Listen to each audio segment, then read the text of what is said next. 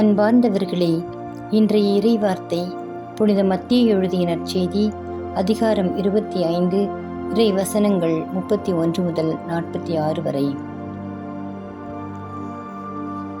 இன்றைய சிந்தனைக்கு நாம் இறைவசனம் 40 எடுத்துக்கொள்வோம்.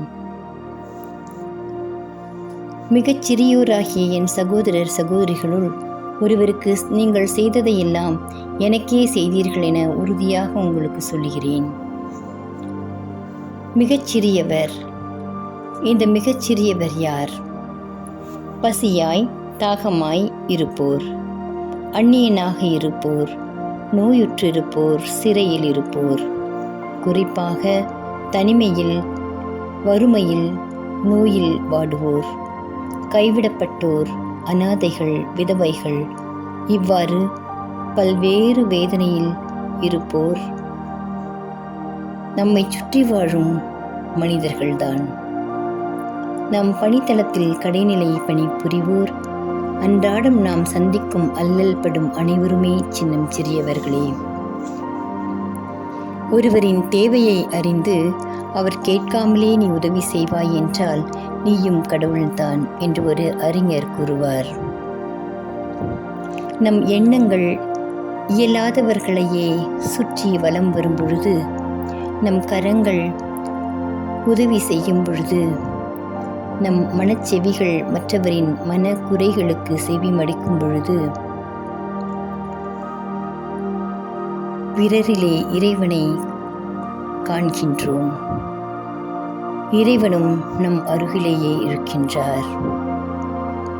தான் மட்டும் முன்னேறினால் முயற்சியாளன், தன்னை சுற்றி இருப்பவர்களையும் முன்னேற்றினால் அவன் வெற்றியாளன்.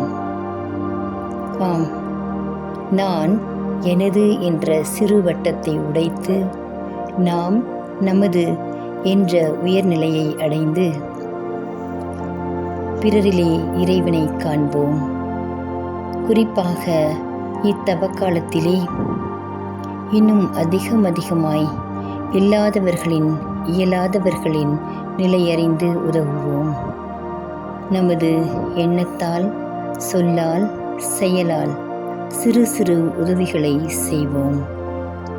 வேதனையில் இருப்போருக்கு, நோயில் உழல்வோருக்கு உதவிக்கரம் நீட்டுவோம், உடனிருந்து உதவுவோம்.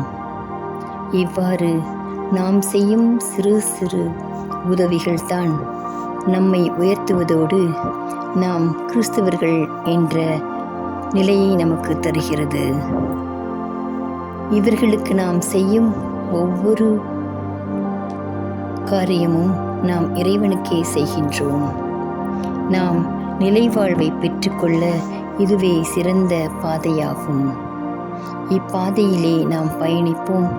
பிறரன்பு கட்டளைக்கு உயிருள்ள போதனையாக நமது வாழ்வு திகழட்டும். இறைவனின் ஆசீர் பெற்றவர்கள் ஆவோம்.